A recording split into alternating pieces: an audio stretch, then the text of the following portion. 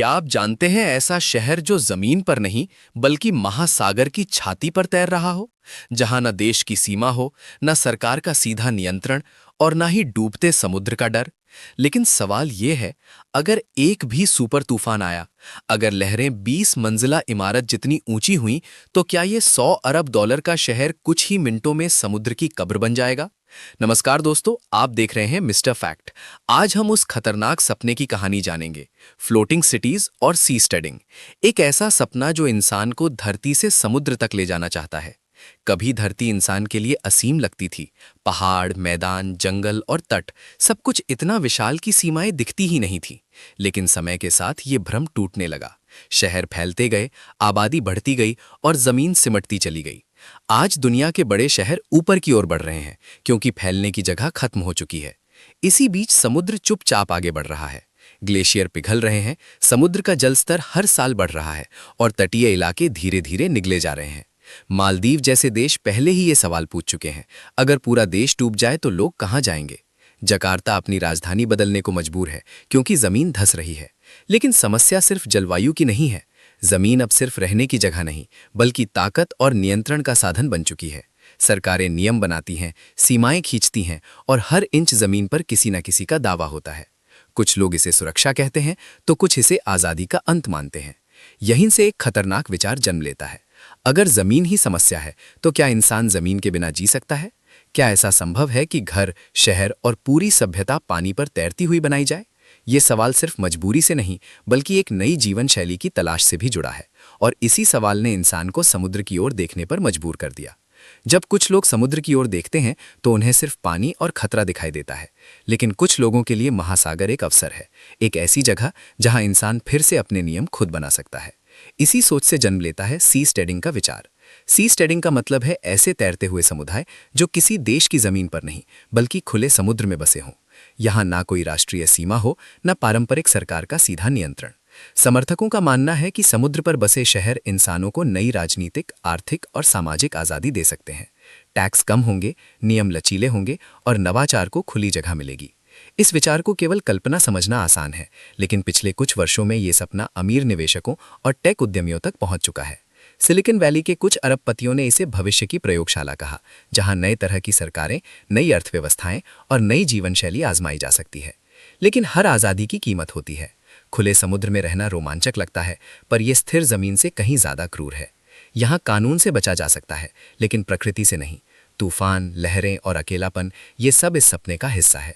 सी studying इसलिए सिर्फ तकनीकी परियोजना नहीं है, बल्कि एक विचारधारात्मक चुनौती है। सवाल ये नहीं कि क्या हम समुद्र पर रह सकते हैं, बल्कि ये है कि क्या इंसान उस आज़ादी को संभाल भी पाएगा जिसकी वो तलाश कर रहा है। समुद्र पर शहर बसाने का विचार जितना रोमांचक है, उतना ही भयावह भी, क्योंकि समुद्र कोई स्थिर जमीन नहीं है। ये हर पल हिलता है, सांस लेता है और कभी भी अपना रूप बदल सकता है। ऐसे में सवाल उठता है, किस तरह की इंजीनियरिंग एक पूरे शहर को पानी पर टिकाए रख सकती है?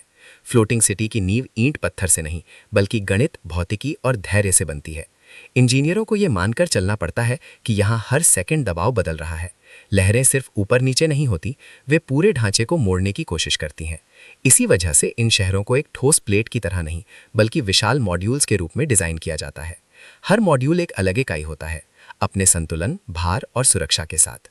ये मॉड्यूल आपस में जुड़े होते हैं, लेकिन जरूरत पड़ने पर अलग भी हो सकते हैं। इस तरह पूरा शहर एक कठोर इमारत नहीं, बल्कि एक लचीला जीव बन जाता है।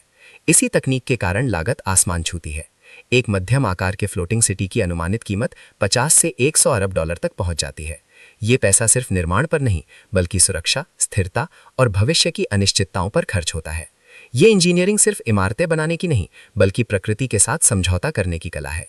समुद्र को हराना असंभव है, लेकिन उसके साथ बहना शायद इंसान सीख रहा है। जमीन पर शहरों की नींव गहरी खोदी जाती है, लेकिन समुद्र पर बने शहरों की नींव पानी में सांस लेती है। फ्लोटिंग सिटी का सबसे बड़ा सवाल यही है, अगर नीचे कुछ ठोस नहीं तो ऊपर सब कुछ कैसे टिकेगा? इसका जवाब छुपा है उन संरचनाओं में जिन्हें सेमी सबमर्सिबल प्लेटफॉर्म कहा जाता है। इन प्लेटफॉर्म्स का सिद्धांत बेहद सरल लेकिन प्रभावी है। ऊपर का हिस्सा हल्का रखा जाता है, जहां घर, सड़कें और इमारतें होती हैं। नीचे पानी के भीतर भारी कंक्रीट और स्टील से बने विशाल फ्लोट्स लगाए जाते हैं। यही वजन पूरे शहर को संतुलन देता है। जब लहरें आती हैं तो ये संरचनाएं उनके साथ हल्का सा झुकती हैं, लेकिन टूटती नहीं। कई प्लेटफॉर्म्स में एयर चेंबर्स होते हैं जो पनडुब्बियों की तरह काम करते हैं। अगर कहीं संतुलन बिगड़ता है तो हवा और पानी के दबाव को बदलकर शहर को सीधा रखा जा सकता है। इसका मतलब यह है कि शहर स्थिर नहीं बल्कि लगातार खुद को एडजस्ट करता रहता है। ये तकनीक पहले तेल निकालने वाले ऑफशोर रिग्स में इस्तेमाल की जा चुकी है, जहां सैकड़ों लोग महीनों समुद्र के बीच रहते हैं। फ्लोटिंग सिटीज उसी अनुभव को कई गुना बड़े स्तर पर ले जाते हैं, लेकिन ये सुरक्षा स्थायी नहीं है। जैसे जैसे शहर बड़ा होता है, जोखिम भी बढ़ता है, और यही जोखिम अगली चुनौती की ओर इशारा करता है। तूफान, सुनामी और समुद्र का वो रूप जिसे कोई इंजीनियर पूरी तरह नियंत्रित नहीं कर सकता। समुद्र शांत हो तो वो दोस्त लगता है, लेकिन जब वो उग्र होता है तो सबसे बड़ा दुश्मन। फ्लोटिंग सिटी की असली परीक्षा खूबसूरत दिनों में नहीं, बल्कि तब होती है जब आसमान काला पड़ जाता है, हवा चीखने लगती है और लहरें पहाड़ों जैसी उठती हैं। कैटेगरी 5 तूफान में हवा की रफ्तार 200 किलोमीटर प्रति घंटे से भी ज्यादा हो सकती है। लहरें 15 से 20 मीटर ऊंची उठती हैं और हर टक्कर के साथ सैकड़ों टन का दबाव प्लेटफॉर्म पर पड़ता है। ऐसी स्थिति में एक छोटी सी डिजाइन गलती पूरे शहर को तोड़ सकती है। इसीलिए इंजीनियरों ने फ्लोटिंग सिटीज को कठोर नहीं बल्कि लचीला बनाया है। पूरा शहर एक ही ढांचे में बंधा नहीं होता, उसे छोटे छोटे मॉड्यूल में बांटा जाता है, जो जरूरत पड़ने पर अलग हो सकते हैं। जब तूफान आता है तो ये मॉड्यूल दबाव को बांट लेते हैं, ठीक वैसे ही जैसे पेड़ हवा में झुककर खुद को टूटने से बचाता है।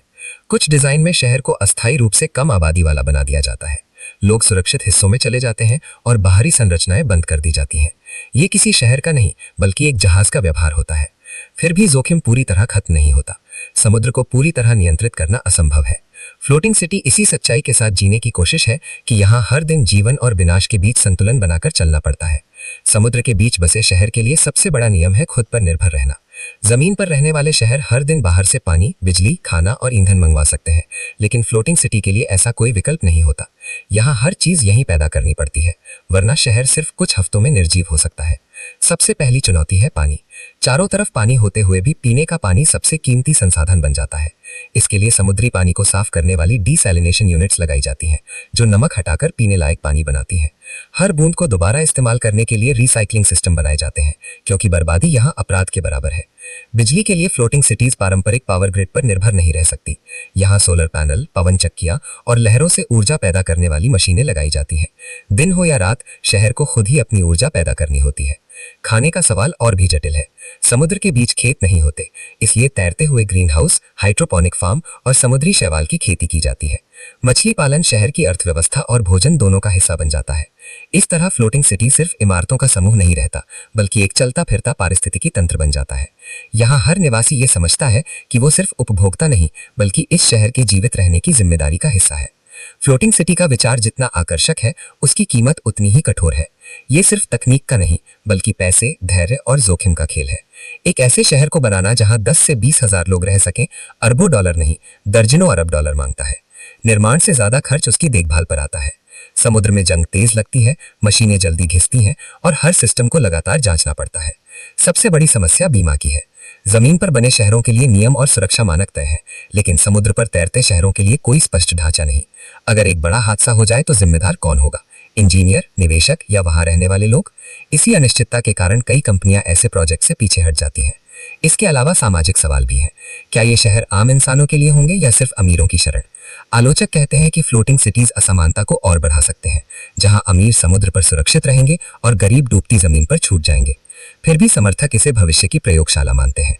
उनका कहना है कि हर नई सभ्यता पहले महंगी और सीमित होती है। हवाई जहाज, इंटरनेट और अंतरिक्ष यात्रा सब कभी अमीरों तक ही सीमित थे। फ्लोटिंग सिटी आज एक जोखिम भरा प्रयोग है, लेकिन इतिहास बताता है कि कई बार यही प्रयोग आने वाली दुनिया की नींव बन जाते हैं, चाहे उनकी कीमत कितनी भी भारी क्यों ना हो।